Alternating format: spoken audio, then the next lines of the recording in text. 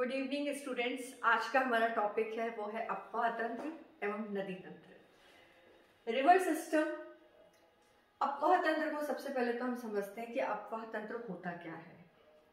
अफवाह तंत्र या ड्रेनेज जो सिस्टम है उसके अंतर्गत नदी और उसकी सहायक नदियों का जो क्रम है उसको कहा जाता है अफवाह तंत्र। तो मुख्य नदी और उसकी सहायक नदी ये मिलकर एक सिस्टम बनाते हैं जिसको कि अफवाह तंत्र के नाम से जाना जाता है। और बड़ी बड़ी नदियां जैसे कि गंगा नदी का अफवाह तंत्र अलग है, यमुना का अलग है, ब्रह्मपुत्र, सिंधु, इन सब का जो रिवर सिस्टम है, इन रिवर सिस्टम्स में अलग अलग तरह की जो सरिताएं हैं या टाइप्स ऑफ रिवर्स है उनको आज हम अपने वीडियो लेक्चर में कवर करेंगे। तो सबसे पहले तो हम ये देखते हैं कि नदियों के यदि हम प्रकार देखें तो नदियों के 3 प्रकार हैं। सरिताओं के 3 प्रकार हैं, सदावाही जलधारा, अल्पकालिक जलधारा और आंतरायिक जलधारा। पेरेनियल स्ट्रीम अपन सभी समझते हैं कि पेरेनियल मतलब है जिनमें कि हमेशा वर्ष भर जल है वो उपलब्ध रहता है। ऐसी बड़ी बड़ी जो नदियां हैं जिनका कि उद्गम का जो स्रोत है वो बहुत ऊंचे पर्वतीय क्षेत्र, हिमालयी क्षेत्र या अधिक वर्षा वाले क्षेत्र या कोई झील है, उनसे यदि उद्गम हो रहा है तो उनको वर्ष भर उसमें से जल का जो उपलब्धता है वो बनी रहती है, जिसको कि सदावाही जल कहा जाता है, जलधारा कहा जाता है या नदियां कहा जाता है। तो उत्तरी पर्वतीय प्रदेश की से निकलने वाली जितनी भी नदियां हैं जैसे कि गंगा है, यमुना है या ब्रह्मपुत्र, सिंधु और उसकी सहायक नदियां, ये सभी नदियां जो हैं इनका उद्गम का स्रोत जो है वो कोई ना कोई ग्लेशियर है या कोई झील है या कोई ऐसा क्षेत्र है जहां से कि हमेशा वर्ष भर जल की प्राप्ति होती रहती है, तो उसको कहा जाता है सदावाही जलधारा। कभी कभी जो नदियां होती हैं वो अपना जो निचला तल है उसको इतना अधिक निम्न कटाव द्वारा गहरा कर देती हैं कि भूमिगत जल से ये जलतल से ये जुड़ जाता है, जिसके कारण कि भूमिगत जल से भी इनको जल की उपलब्धता है होती रहती है। तो बड़ी जलधाराएं हैं या इन सबको तो पेरेनियल स्ट्रीम के अंतर्गत सम्मिलित किया जाता है। इसके अलावा अल्पकालिक जलधारा जिसको कहा जाता है एफिमेरल स्ट्रीम। एफिमेरल स्ट्रीम जो होती हैं ये अल्पकालिक, जैसे कि नाम से ही पता चल रहा है, बहुत थोड़े समय के लिए ये सतह पर बहने वाली होती है, क्योंकि इनका उद्गम का स्रोत है वो कोई भी हिमानी या झील या कोई वर्षा वाला क्षेत्र नहीं होता है। इसके कारण जब भी मौसमी वर्षा होती है या इस तरह से इनको जल की उपलब्धता होती है, उसी समय थोड़े समय के लिए इनमें जल है वो प्रवाहित होता है। इसका कोई निश्चित कोई प्रवाह नहीं होता है, प्रवाह का मार्ग नहीं होता है, और साथ ही इस तरह की जो है वो बहुत अल्पकालिक समय के लिए ही बहती हैं और जैसा उस समय स्थानिक रूप से ढाल होता है उसका वो अनुसरण करती हैं। फिर इसके बाद है आंतरायिक जो जलधारा है, इंटरमिटेंट मतलब जिसमें कि बीच में समय का अंतर उत्पन्न होता है। ये भी एक तरह की मौसमी और वर्षा पर आधारित सरिताएं होती हैं। अब इस तरह की जो जलधाराएं होती हैं या तो इनका भूमिगत जल तल जो है उसमें परिवर्तन के हिसाब से इनमें जल जो है वो कभी तो उपलब्ध रहता है और कभी इसमें जल की उपलब्धता नहीं पाई जाती है, और साथ ही वर्षा ये मौसमी होती है, मौसमी वर्षा पर इनकी जल की उपलब्धता है वो निर्भर होती है। तो ये जो दोनों हैं अल्पकालिक जलधारा या आंतरायिक जलधारा है, ये मौसमी और एक तरह से अल्प समय के लिए बहने वाली है, जिसमें कि अल्पकालिक जलधारा तो बहुत ही कम समय के लिए बहती है, जैसे कि हम जैसलमेर की काकने नदी है उसको इसमें शामिल कर सकते हैं। इसी तरह से रूपनगढ़, मेढा नदियां हैं जो कि सांभर झील में गिरती हैं, उसको काटली रिवर है, इन सबको इसी तरह की सीजनल रिवर्स में, और जिनको कि हम एफिमेरल तो हो गया बिल्कुल कम समय के लिए सतह पर बहने वाली, और आंतरायिक जो जलधारा है जो कि एक निश्चित अंतराल पर जल की उपलब्धता और अनुपलब्धता के अनुसार सतह के ऊपर बहती है, उनको कहा जाता है। इसके अलावा यदि हम देखें तो सरिताओं के जो प्रकार हैं उनको पॉवेल ने 1875 में इसका आनुवंशिक वर्गीकरण प्रस्तुत किया गया था। अब जब हम सरिताओं का अध्ययन करते हैं तो इस सरिताओं के अध्ययन में एक तो वर्णात्मक इसका उपागम है और एक जेनेटिक उपागम है। तो एक तरह का जेनेटिक जो अप्रोच है उसके आधार पर, ये पॉवेल के द्वारा जेनेटिक अप्रोच जो है उसके आधार पर इसका जेनेटिक क्लासिफिकेशन किया गया। और पॉवेल ने 1875 में सबसे पहले ये क्वेश्चन बनता है कि किसके द्वारा आनुवंशिक वर्गीकरण सबसे पहले प्रस्तुत किया गया था, तो वो पॉवेल के द्वारा प्रस्तुत किया गया था। और इसकी बाद में संकल्पना है और इसका विकास है इस संकल्पना का, वो डेविस के द्वारा किया गया था। अब इसमें हम आनुवंशिक वर्गीकरण में, यहाँ जैसे कि मैंने एक चार्ट बना रखा है, इसको हम दो कैटेगरीज में डिवाइड कर देते हैं आनुवंशिक वर्गीकरण में सरिताओं को। एक कहलाती है क्रमवर्ती सरिताएं और दूसरी कहलाती है अक्रमवर्ती सरिताएं। क्रमवर्ती सरिताओं को इंग्लिश में कहा जाता है सीक्वेंट स्ट्रीम्स और इनको कहा जाता है अक्रमवर्ती को इनसीक्वेंट। जैसा कि नाम से ही पता चल रहा है, क्रमवर्ती जो कि ढाल का अनुसरण करते हुए बहती हैं और भौमिकीय संरचना से समायोजन स्थापित करते हुए ये प्रवाहित होती हैं। तो एक तरह से क्रमवर्ती जो सरिताएं हैं वो पूरी तरह से स्थल रूप के संरचना और ढाल के अनुरूप बहने वाली जो सरिताएं हैं उनको कहा जाता है क्रमवर्ती सरिताएं या सीक्वेंट जो स्ट्रीम्स होती हैं। इनको चार इनके उप प्रकार हैं। एक है अनुवर्ती जिसको कि कॉन्सिक्वेंट कहा जाएगा इंग्लिश में, परवर्ती जिसको सबसिक्वेंट कहा जाएगा, प्रत्यानुवर्ती जिसको ऑब्सिक्वेंट स्ट्रीम कहा जाता है इंग्लिश में, और चौथे नंबर पे आ जाती है उप अनुवर्ती या नवानुवर्ती जिसको कहा जाता है सब कॉन्सिक्वेंट या रेसिक्वेंट स्ट्रीम्स।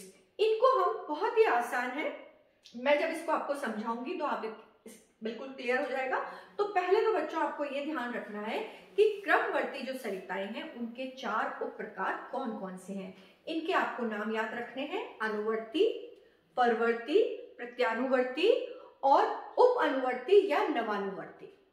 फिर इसके बाद है अक्रमवर्ती सरिताएं। अक्रमवर्ती सरिताएं जैसे कि नाम से ही पता चल रहा है कि ये क्रम का या सीक्वेंस का अनुसरण नहीं करती। और सीक्वेंस किससे, कि उस स्थान विशेष में जहां ये बह रही हैं उस स्थल रूप के ढाल का और साथ ही वहां की भौमिकीय संरचना से इसका समायोजन नहीं स्थापित होता है, बल्कि ये उसके प्रतिकूल प्रभावित होती हैं। उनको कहा जाता है अक्रमवर्ती सरिताएं।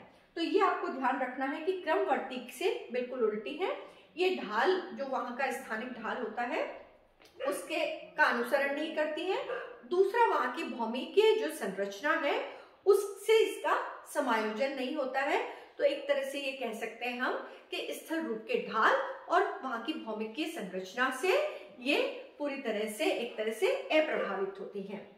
और इनके दो प्रकार हैं, पूर्ववर्ती और अध्यारोपित।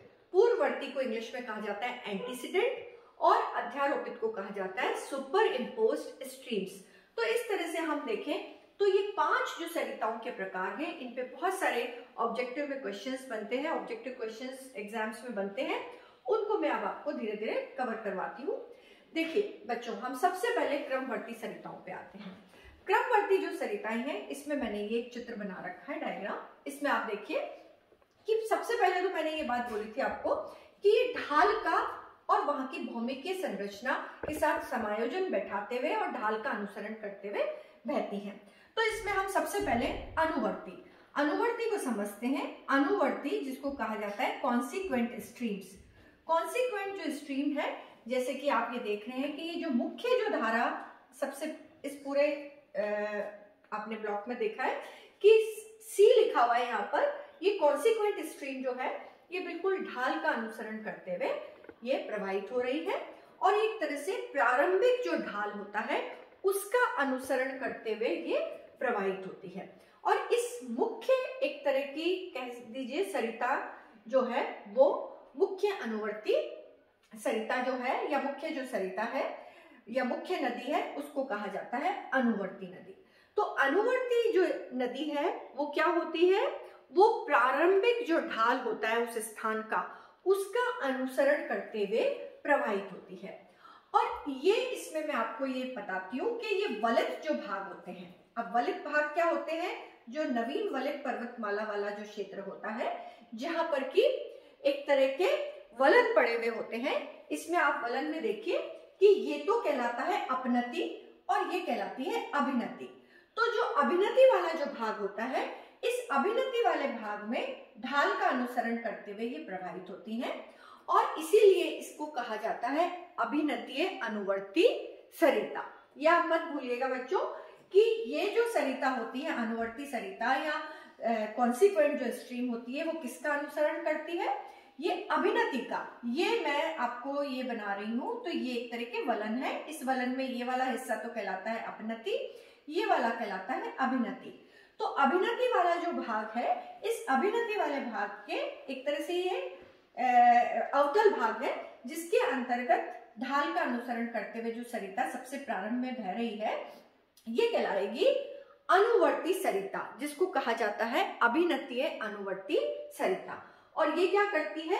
उस स्थान का नति का, नति मतलब क्या होता है कि जो क्षितिज तो तल होता है, उससे शैल जो संरचना है वो जिस तरह का ढाल बनाती है उसको कहा जाता है नति। तो एक तरह से ये नति धारा के नाम से भी जानी जाती है। इसका दूसरा नाम क्या है? ये डिप का अनुसरण कर रही है या उस स्थान की नति का अनुसरण कर रही है, इसीलिए इसका दूसरा नाम है नति धारा। ठीक है, इसको डिप करंट के नाम से भी जाना जाता है। और ये वलन के अभिनति वाले भाग में बह रही है, इसीलिए इसका तीसरा नाम क्या बनता है? अभिनतीय, सिंक्लिनल अभिनतीय अनुवर्ती धारा। ठीक है, ये आपको बच्चों ध्यान रखना है कि तीनों जो नाम है वो एक ही के हैं, और वो क्या नाम है? कॉन्सिक्वेंट स्ट्रीम के। एक तो अनुवर्ती, जिसको कि एक तरह का मुख्य अनुवर्ती धारा हम कहेंगे। फिर इसके बाद ये डिप का फॉलो कर रही है, उस स्थान के एक तरह की नति का अनुसरण कर रही है, तो इसलिए इसको नति धारा के नाम से भी कहा जाएगा, डिप करंट के नाम से। और ये वलन वाले जो क्षेत्र है उसमें अभिनति घाटी में से होकर बह रही है, इसलिए इसको अभिनतीय अनुवर्ती धारा के नाम से भी जाना जाता है। तो ये एक तरह की मुख्य क्या होती है? ये जो आपकी क्रमवर्ती सरिताएं हैं उसमें मुख्य धारा होती है। अब आप देखिए, इसमें यहाँ मैं हाथों हाथ ये भी चीज आपको समझाना चाहूंगी साथ में कि ये जो नति का अनुसरण कर रही है और अभिनति वाले भाग में बह रही है, तो ये जो अपनति वाला जो भाग है, इस अपनति वाले भाग के इधर ढाल का अनुसरण करते हुए एक तरह से ये नति है और ये स्ट्राइक है इसका, जिसको नति लंब कहते हैं। तो एक तरह से ये जो धारा जो कि अपनति के ढाल से या पार्श्व से आकर किसमें मिल रही है? ये मिल रही है अनुवर्ती में। ये अनुवर्ती है, इस अनुवर्ती में आकर पार्श्व से, जो कि पार्श्व किसका है? अपनति का। इस वलन का जो अपनति वाला भाग है उसके इस किनारे से होकर ये करंट आकर या कह लीजिए स्ट्रीम आकर मिल रही है अनुवर्ती में। तो इसलिए इसको कहा जाएगा पार्श्विक अनुवर्ती धारा। पार्श्विक अनुवर्ती धारा या लेटरल कॉन्सिक्वेंट स्ट्रीम। ये लेटरल कॉन्सिक्वेंट स्ट्रीम जो है वो ये सब्सिक्वेंट है, जो हम सेकंड नंबर पे मैं आपको बताऊंगी।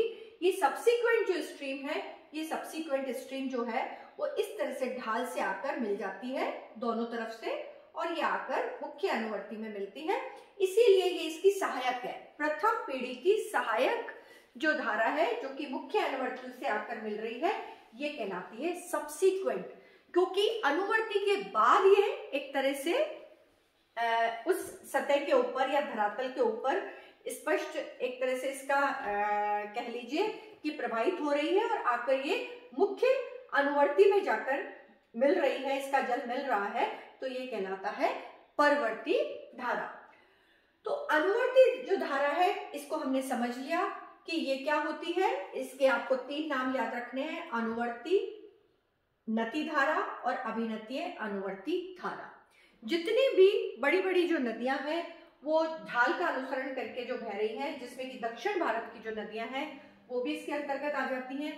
उत्तरी भारत की जो नदियां हैं जो कि ढाल का अनुसरण करते हुए बह रही हैं और भौमिकीय संरचना से समायोजन स्थापित किया हुआ है, वो समस्त जो नदियां हैं वो इसी प्रकार की नदियां हैं। फिर इसके बाद हम सेकंड नंबर पे आते हैं परवर्ती। परवर्ती या सब्सिक्वेंट जो स्ट्रीम है, सब्सिक्वेंट स्ट्रीम किसकी सहायक है? अनुवर्ती की। जो पहले नंबर की जो धारा है, क्रमवर्ती सरिताओं का जो पहला प्रकार है, जो कि मुख्य एक तरह से नदी है जिसको कि अनुवर्ती कहेंगे, इस अनुवर्ती धारा से पश्चिम और पूर्व से आकर, या कह लीजिए कि इसके दोनों तरफ से आकर जो सरिताएं इसमें आकर सहायक सरिताएं मिल रही हैं, वो कहलाती है सब्सिक्वेंट स्ट्रीम। और ये समकोण पर आकर मिलती हैं और नदी के समकोण पर आकर मिल रही है, इसीलिए एक तरह से नतिलंब के सहारे मिल रही है, इसीलिए इनको नतिलंब धारा या स्ट्राइक करंट के नाम से भी जाना जाता है। तो यहाँ पर अब हम बात कर रहे हैं परवर्ती धारा की। तो परवर्ती धारा क्या है? ये तो हो गई कॉन्सिक्वेंट, इंग्लिश में आप ध्यान रखिए, कॉन्सिक्वेंट जिसको अनुवर्ती कहेंगे, सब्सिक्वेंट जिसको कहा जाएगा परवर्ती धारा। तो ये किसके बाद आ रही है? मुख्य नदी के बाद। मुख्य नदी का नाम है अनुवर्ती, तो उसके बाद ये उपस्थित हुई है सतह के ऊपर, और तो ये सब्सिक्वेंट है और ये कॉन्सिक्वेंट से समकोण पर आकर मिल रही है, और समकोण पर आकर ये अपना जो जल है वो किसमें डाल रही है? ये मुख्य अनुवर्ती में डाल रही है। ये परवर्ती धारा है जिसको कहा जाता है अनुवर्ती की प्रथम पीढ़ी की सहायक जलधारा। ठीक है, तो ये एक तरह से आप इसको यूं समझ सकते हैं कि जैसे कि यमुना नदी है, तो यमुना नदी में चंबल है, बेतवा है, ये नदियां आकर मिलती हैं, दक्षिण से उत्तर की तरफ जा रही हैं, तो ये नदियां जाकर समकोण पर मिल रही हैं। तो एक तरह से यमुना की चंबल और बेतवा जो हो गई वो परवर्ती हो गई। इसी तरह से जो गंगा है उसमें सोन नदी, केन नदी है, वो जाकर मिल रही है, तो वो इसकी परवर्ती हो गई।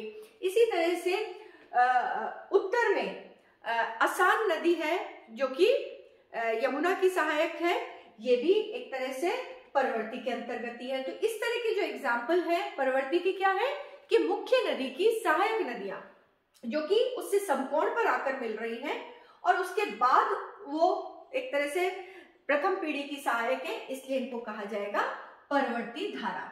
और साथ ही इसका एक अन्य नाम आपको याद रखना है, वो क्या है? नतिलंब धारा। नति धारा तो मुख्य अनुवर्ती को कहा जाएगा, जबकि नतिलंब धारा जो है, जो कि नतिलंब का अनुसरण करते हुए और मुख्य धारा में मिल रही है, तो ये कहलाएगी नतिलंब धारा या स्ट्राइक करंट। तो इसका एग्जाम्पल आप याद रख सकते हैं जिससे कि आपको ध्यान रहेगा। जैसे कि यमुना है, यमुना की चंबल और बेतवा नदी है, वो नतिलंब धारा है या परवर्ती धारा है। इसी तरह से गंगा जो है उसकी सोन है, केन है, जो कि समकोण पर आकर मिल रही है, वो इसकी परवर्ती या नतिलंब धारा है। फिर इसके बाद हम, तो ये आप देख लीजिए बच्चों इस डायग्राम में, ये जो S जहां पर भी लिखा हुआ है, एक तो ये वाली करंट और एक ये वाली स्ट्रीम, ये दोनों जो स्ट्रीम्स हैं ये सब्सिक्वेंट या परवर्ती या नतिलंब धारा के नाम से जानी जाती है, जो कि समकोण पर आकर कॉन्सिक्वेंट या अनुवर्ती धारा से मिल रही हैं। अब ये एक तरह से मैंने यहाँ पर जो आपको समझाया कि जो वलन वाला जो क्षेत्र है, इस वलन वाला जो क्षेत्र में ये वलन है, इस वलन में अभिनति और अपनति। तो अभिनति वाले जो क्षेत्र है इसमें तो बहती है अनुवर्ती, जबकि इस ढाल वाले भाग से जो दोनों तरफ से आकर मिल रही है ये कहलाती है परवर्ती। तो एक तरह से ये क्या हो गई, ये अपनति से नीचे की तरफ पार्श्व की तरफ आकर मिल रही है, इसीलिए इनको पार्श्विक अनुवर्ती धारा के नाम से भी जाना जाता है। तो इसका परवर्ती का ही एक तरह से तीसरा नाम क्या हो गया? पहला नाम तो परवर्ती आपको याद रखना है, परवर्ती के बाद नतिलंब आपको याद रखना है, और नतिलंब के बाद आपको एक शब्द और याद में रखना है, वो कहलाता है पार्श्विक। इसको अनुप्रस्थ भी कह सकते हो आप, ट्रांसवर्स भी कह सकते हो, और पार्श्विक अनुप्रस्थ अनुवर्ती धारा। इसको बच्चों ये थोड़ा सा डीप आपकी ज्योग्राफी में ये चीज क्वेश्चन बन के आ सकता है। तो परवर्ती को किन किन अन्य नामों से जाना जाता है? एक नतिलंब धारा के, जिसको स्ट्राइक स्ट्रीम कहेंगे, और एक और है जिसको कि लेटरल कॉन्सिक्वेंट स्ट्रीम या पार्श्विक अनुवर्ती धारा या अनुप्रस्थ अनुवर्ती धारा या ट्रांसवर्स कॉन्सिक्वेंट स्ट्रीम के नाम से भी जाना जाता है। तो इसका आपको एग्जाम्पल मैंने बता दिया। अब इसके बाद आ जाते हैं प्रत्यानुवर्ती। अब प्रत्यानुवर्ती ऑब्सिक्वेंट, जहां जहां आपको ये ओ लिखा हुआ दिख रहा है, ये नीचे से ऊपर की तरफ जा रही है, ये नीचे से ऊपर की तरफ जा रही है, ये कहलाती है ऑब्सिक्वेंट स्ट्रीम। ऑब्सिक्वेंट जो स्ट्रीम है ये एक तरह से किसकी है, सहायक, ये अनुवर्ती की नहीं है डायरेक्टली, बल्कि परवर्ती की। तो परवर्ती या जो सब्सिक्वेंट है, ये जो आपको एस लिखा हुआ दिख रहा है सब्सिक्वेंट, इसके दो तरह की सहायक है। एक सहायक तो हो गई ऑब्सिक्वेंट, और एक ऊपर से नीचे की तरफ आ रही है, ये कहलाती है सब कॉन्सिक्वेंट, जिसको कि उप अनुवर्ती कहेंगे। तो एक तरह से यहां पर मैं एक छोटा डायग्राम बनाकर आपको बताती हूं कि ये एक तरह से ये मुख्य धारा है, इस मुख्य धारा में ये मिल रही है आपके, ये कहलाएगी परवर्ती। इस परवर्ती जो धारा है, इसमें यदि ऊपर से आ रही है, ऊपर से मतलब ये है कि जो अनुवर्ती के मार्ग का अनुसरण करते हुए बह रही है, उसके अनुरूप बह रही है, तो वो तो कहलाएगी नवानुवर्ती या उप अनुवर्ती। लेकिन इसके विपरीत मार्ग से बहकर और परवर्ती में मिल रही है, तो ये कहलाएगी प्रत्यानुवर्ती। तो ये जो विपरीत दिशा से आकर बह रही है, सब्सिक्वेंट में मिल रही है, वो आपके तीसरे नंबर की है, जिसको कि ऑब्सिक्वेंट स्ट्रीम के नाम से जाना जाता है। तो ये आपको नाम से ध्यान रखना है कि जो अनुवर्ती की, इस अनुवर्ती की विपरीत दिशा से आकर सब्सिक्वेंट में मिल रही है, वो कहलाएगी प्रत्यानुवर्ती या एक तरह से ऑब्सिक्वेंट स्ट्रीम है।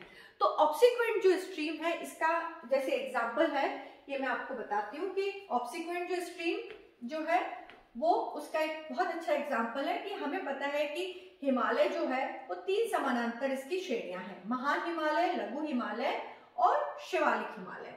तो इनमें हमें पता है कि गंगा और यमुना जो नदियां हैं, वो लघु हिमालय के उत्तर में गंगोत्री और यमुनोत्री जैसे ग्लेशियर से निकल रही है। तो इनकी गंगा और यमुना जो नदियां हैं, इनके पूर्व और पश्चिम की तरफ जो आकर मिल रही है जो नदियां, इसमें परवर्ती नदियां, ऐसे में शिवालिक से जो एक तरह से उद्गमित हो रही है और आगे जाकर ये इनमें मिल रही है, उत्तर में जाकर किसमें मिल रही है, इस गंगा और यमुना की पश्चिम से पूर्व प्रवाहित होने वाली जो नदियां हैं, उनमें जाकर मिल रही हैं। तो वो सारी की सारी जो नदियां हैं वो प्रत्यानुवर्ती या ऑब्सिक्वेंट स्ट्रीम है। तो इसका बेस्ट एग्जांपल है कि शिवालिक श्रेणी से निकलकर उत्तर की तरफ बहने वाली जो नदियां हैं, जो कि गंगा और यमुना की पश्चिम से पूर्व प्रवाहित होने वाली जो परवर्ती नदियां हैं, जो कि उसकी सहायक है, उनसे मिल रही हैं, वो कहलाएंगी प्रत्यानुवर्ती नदियां। तो इस तरह से प्रत्यानुवर्ती जो नदियां हैं या ऑब्सिक्वेंट जो स्ट्रीम है, वो अनुवर्ती की विपरीत दिशा में बहते हुए और कहाँ जाती है, वो परवर्ती में जाकर मिलती हैं। तो एक तरह से ये परवर्ती की सहायक नदी है। फिर इसके बाद हम आ जाते हैं उप अनुवर्ती। उप अनुवर्ती जो है, जिसको कि रेसिक्वेंट या नवानुवर्ती भी कहा जाएगा। नवानुवर्ती या रेसिक्वेंट जो स्ट्रीम है, ये एक तरह से अनुवर्ती की को जो बहने की जो दिशा है, उसी दिशा का अनुसरण करती है। एक तरह से ढाल का अनुसरण करते हुए ये आगे जाकर कहाँ, परवर्ती या सब्सिक्वेंट से आकर मिल रही है, समकोण पर आकर मिल रही है। क्योंकि इसकी दिशा जो है वो अनुवर्ती के बिल्कुल समान है, इसीलिए इसको उप अनुवर्ती के नाम से भी जाना जाता है।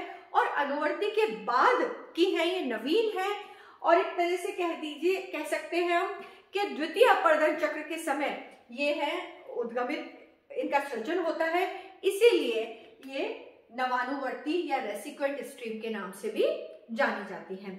तो उच्चावच प्रतिलोमन जो है वो, इसको मैं यहाँ पर बाद में समझाऊंगी आपको, लेकिन आप ये ध्यान रखिए कि जब उच्चावच प्रतिलोमन होता है, इन्वर्जन ऑफ रिलीफ होता है, उस समय नवानुवर्ती है उसका एक तरह से उद्गम होता है या उसका सृजन होता है उन परिस्थितियों में। तो ये हमने ये 4 तरह की जो स्ट्रीम्स हैं, जो कि सीक्वेंट या आप कह सकते हैं क्रमवर्ती सरिताओं के 4 प्रकार हैं, इनको नहीं भूलना है। मैं वापस बताती हूँ, ये कॉन्सिक्वेंट है। कॉन्सिक्वेंट जो है वो मुख्य जल की धारा है या सरिता है, उसकी 2 दोनों तरफ से समकोण पर आकर मिल रही हैं, वो कहलाएगी प्रथम पीढ़ी की सहायक, जो कि मुख्य सहायक कह सकते हैं, प्रधान सहायक कह सकते हैं। ये सब्सिक्वेंट कहलाएगी, हिंदी में परवर्ती कहलाएगी। इस परवर्ती की दो तरह की सहायक है, जो कि एक तो अनुवर्ती के विपरीत दिशा में बह रही है तो प्रत्यानुवर्ती कहलाएगी, अनुवर्ती के अनुकूल दिशा में बह रही है तो वो कहलाएगी उप अनुवर्ती या नवानुवर्ती जल की धारा या नदियां। अब इसके बाद मैं अक्रमवर्ती सरिताओं के बारे में बताती हूँ बच्चों। अब इसमें अक्रमवर्ती जो सरिताएं हैं, इनके दो उप प्रकार हैं, एक तो पूर्ववर्ती सरिता और एक अध्यारोपित सरिता। एंटीसीडेंट रिवर्स के बारे में आपने सुना होगा। एंटीसीडेंट रिवर्स क्या होती हैं? वो नदियां होती हैं जो कि एक तरह से अपने स्थल रूप के ढाल का और भौमिकीय संरचना का अनुसरण नहीं करती, उनके प्रतिकूल प्रवाहित होती हैं। अब जैसे कि इसमें हम एग्जाम्पल से समझ सकते हैं कि जैसे ब्रह्मपुत्र है या सिंधु नदी है या कोसी की जैसे सहायक है अरुण नदी है, ये कुछ नदियां और भी नदियां हैं ऐसी जो कि हिमालय से निकल रही हैं। इन नदियों ने ये हिमालय की उत्पत्ति से पूर्व भी यहाँ उसी स्थान पर बह रही थी जिस स्थान पर अभी बह रही हैं, लेकिन जब हिमालय का उत्थान हुआ और हिमालय के उत्थान के साथ ही इन्होंने अपने घाटियों का निम्न कटाव जारी रखा और जिस तरह से उत्थान की जो दर थी वो बहुत तीव्र नहीं थी, धीमी थी और साथ ही स्थानिक रूप से सीमित क्षेत्र में उत्थान हो रहा था, तो उस उत्थान के अनुरूप ही इन्होंने अपना निम्न कटाव जारी रखा, जिसके कारण कि इन्होंने अपनी पूर्व घाटी में ये प्रवाहित होती रही। इन्होंने अपना मार्ग है वो उत्थान होने पर भी नहीं बदला, तो उस स्थान का उत्थान होने पर भी इन्होंने अपना मार्ग है वो पूर्व मार्ग या पूर्व घाटी में ये प्रवाहित होती रही। जैसे कि हम सिंधु का एग्जाम्पल देखें, सिंधु ने गिलगिट नामक स्थान पर 5666 मीटर गहरी एक गॉर्ज का निर्माण किया है, महाखंड का निर्माण किया है, और जबकि वो इसी स्थान पर पहले भी प्रवाहित होती थी और आज भी उसी स्थान पर प्रवाहित हो रही है। तो यहाँ पर गॉर्ज और कैनियन है इन नदियों ने बनाए हैं। तो पूर्ववर्ती जो सरिताएं होती है उनमें ये चीज इंपॉर्टेंट है कि उत्थान का अध्ययन करना बहुत इंपॉर्टेंट है, क्योंकि उत्थान मान लीजिए बहुत तीव्र दर से होता है और बहुत व्यापक पैमाने पर होता है, तो निम्न कटाव जो है वो इतनी अधिक तीव्रता से नहीं हो कर पाएगी नदी, तो उसकी जो प्रवाह का मार्ग है वो छिन्न भिन्न हो जाएगा। इसलिए जो नदी के साथ यदि वो पूर्वगामी मार्ग पर ही प्रवाहित हो तो उसके लिए जरूरी है कि उत्थान की दर है वो मंद होनी चाहिए और जो उत्थान का जो क्षेत्र है वो प्रादेशिक नहीं बल्कि स्थानीय होना चाहिए, मतलब सीमित होना चाहिए, तभी वो पूर्वगामी रह पाती हैं। तो अब इसमें जैसे कि महान हिमालय, लघु हिमालय और शिवालिक, इन तीनों के प्रति जो पूर्वगामी है वो तो बड़ी बड़ी नदियां हैं, जैसे कि ब्रह्मपुत्र है, सिंधु है, अलकनंदा है, गंडक है, ठीक है, घाघरा है, ये तो तीनों के प्रति हैं। जबकि केवल दो श्रेणियों के प्रति जैसे कि लघु हिमालय और शिवालिक, इन दोनों के प्रति, मतलब इन दोनों को काटकर जिन्होंने अपना मार्ग है वो पूर्वगामी रखा है, उसमें आ जाती है आपकी झेलम, आ जाती है यमुना, आ जाती है। इसी तरह से ये केवल शिवालिक के प्रति जो पूर्वगामी है उसमें कमला है, राप्ती है, ये कुछ नदी है जो कि इसके अंतर्गत आती है। तो ये पूर्वगामी जो सरिताएं हैं उनका या नदियां हैं उनके वो अक्रमवर्ती की प्रकार हैं। अब इसके बाद आ जाती है अध्यारोपित। अध्यारोपित मतलब super imposed stream. Super imposed stream है वो भी स्थल रूप के ढाल का और साथ ही भौमिकीय संरचना का अनुसरण नहीं करती, बल्कि उसके प्रतिकूल प्रभावित होती है या उससे समायोजन स्थापित नहीं करती है। अब इसमें क्या है, सुपर इम्पोज में जिस धरातल पर ये बह रही होती हैं उस धरातल में शैल की जो संरचना है ऊपरी आवरण में, धरातल के ऊपरी आवरण में और उस आवरण के नीचे शैल की संरचना में भिन्नता देखने को मिलती है। तो इस भिन्नता के कारण सबसे पहले तो जो ऊपरी आवरण है उस ऊपरी आवरण में सरिताएं हैं या नदियां जो हैं वो अपना मार्ग है वो निर्धारित करती है या बहती हैं, और जिस तरह से वो निम्न कटाव करके अपनी घाटियां बनाती हैं उसके बाद उन घाटियों का जब नीचे की जो भिन्न संरचना वाली जो शैल है उस पर भी वो ऊपर की जिस तरह की उन्होंने घाटी निर्मित की है ऊपरी आवरण पर, उसी तरह की जो घाटी है वो नीचे की भिन्न संरचना शेल संरचना वाले क्षेत्र में भी वो सेम उसी तरह की जो घाटी है उसका विस्तार कर देती है निम्न कटाव के द्वारा। इसीलिए ऊपरी आवरण की जो नदी घाटियां हैं या उसका जो प्रवाह का मार्ग है वो बिल्कुल एग्जैक्टली वैसा का वैसा निम्न संरचना वाले नीचे के जो शेल संरचना का जो आवरण है उस पर स्थापित हो जाता है। इसीलिए इसको अध्यारोपित कहा जाता है, मतलब ऊपर की जो घाटी है वो नीचे की अलग संरचना वाले भाग पर अध्यारोपित हो गई, इसीलिए इसको अध्यारोपित या सुपर इम्पोज। चूंकि इसमें ढाल का या भौमिकीय संरचना से समायोजन स्थापित नहीं होता है, इसीलिए इसको अक्रमवर्ती के अंतर्गत है वो शामिल किया जाता है।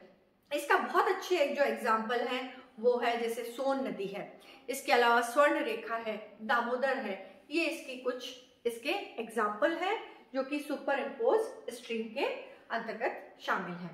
तो बच्चों इसमें बहुत सारे कई क्वेश्चंस हैं वो बनते हैं कि कौन सी सरिता है वो किस कैटेगरी में आती है, तो वो सब हमको और किसका कौन सा नाम है, तो इसके जब तक हमारे कॉन्सेप्ट क्लियर नहीं होंगे तब तक हम इसको उत्तर जो है वो नहीं ढूंढ पाएंगे। इसीलिए आपको इसकी पूरी तरह से कॉन्सेप्ट क्लियर करते हुए इस टॉपिक को आप पढ़ेंगे तो इस पे क्वेश्चंस हैं वो ऑब्जेक्टिव क्वेश्चंस हैं, एग्जाम में बनते हैं।